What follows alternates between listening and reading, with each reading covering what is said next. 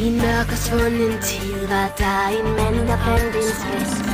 Han fortalte, der fandt en sig. Han fortalte til sin datter, hvor han gemte den en nat. Hun beskrev i flere noter, hvor den store skat den lå. Hvis du kommer til Anubis, så er du tættere på.